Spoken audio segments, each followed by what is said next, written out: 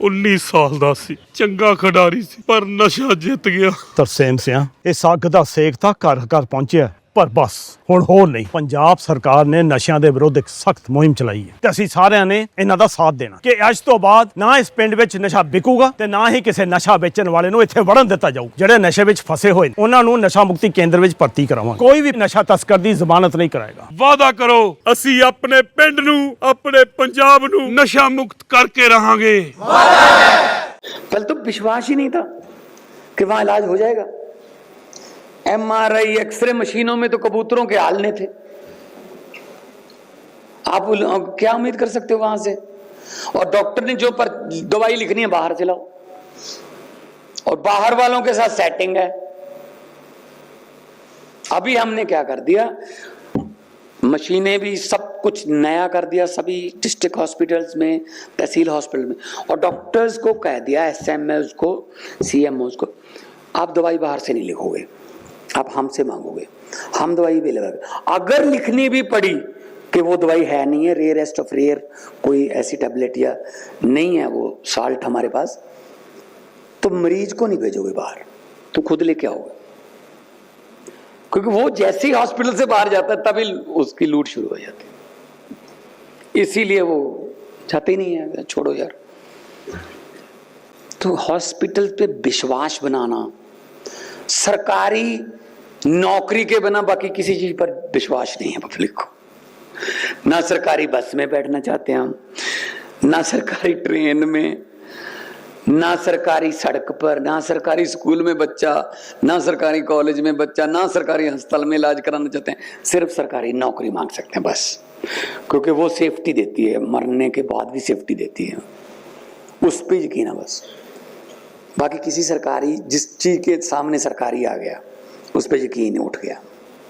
आज से थोड़ी उठा होगा ये, 60-70 साल याद हुए होंगे तब से उठा है। अब यकीन बनना पंजाब में तो हमने शुरू कर दिए। अब प्राइवेट से बच्चे निकाल कर सरकारी में आ रहे हैं, क्योंकि स्कूल हमने एमिनेंस बना दिए। स्कूल एमिनेंस हो गए तो बच्चे इधर आ गए, और पढ़ाई का लेवल हमने अप कर दिया, लैब्स बना दी। हमारे इस बार पंजाब के 208 बच्चे JEE एडवांस का टेस्ट क्लियर कर गए। JEE एडवांस 800 से ज्यादा बच्चे हमारे नीट का पेपर क्लियर कर गए। 800 से ज्यादा सरकारी स्कूलों के बच्चे। एक लड़की आई, मैंने घर पे उनको बुलाया सम्मान करने के लिए। वो कहती, जब मैंने एडमिशन ली थी +2 में, मुझे ये पता नहीं था नीट क्या होता है।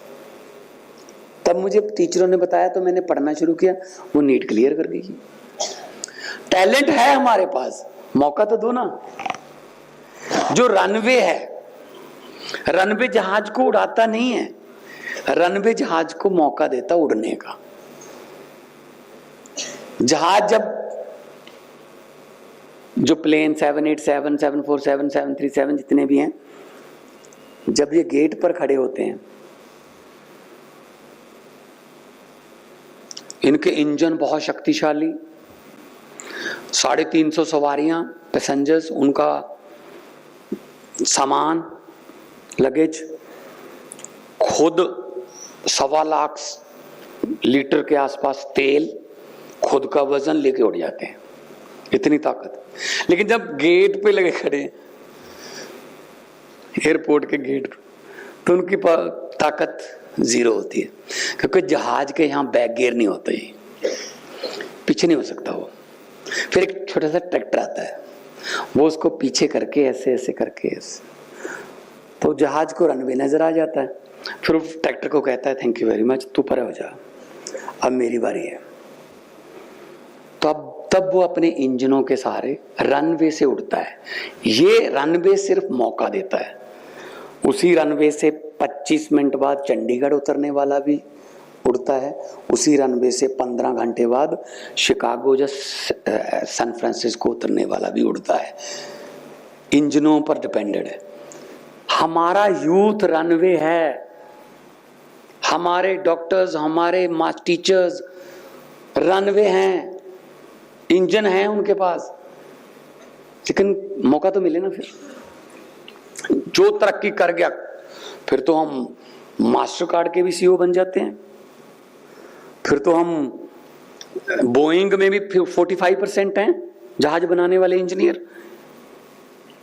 फिर हम माइक्रोसॉफ्ट में भी लीड करते हैं। फिर तो मौका मिले हमें, तो मौका तब मिलेगा जब हम तंदुरुस्त रहेंगे। और तंदुरुस्ती के लिए सरकारों को बजट जो है वो हेल्थ बजट हमारा बहुत बढ़ गया। हमने इधर उधर से गलियां नालियां 70 साल से चल रहे जी। सरकार गली ऊंची उठा देती है, लोगों के घर नीचे हो जाते हैं, लोग अपना घर ऊपर उठा लेते हैं, गली नीचे हो जाती है। फिर मांग आती है, सरकार फिर गली ऊंची उठा देती है, घर फिर नीचे होते हैं। लोग कहते हैं अब घर और ऊंचा कर लेते हैं। ऐसे ऐसे चल रहा है कि क्या करें 70 साल से।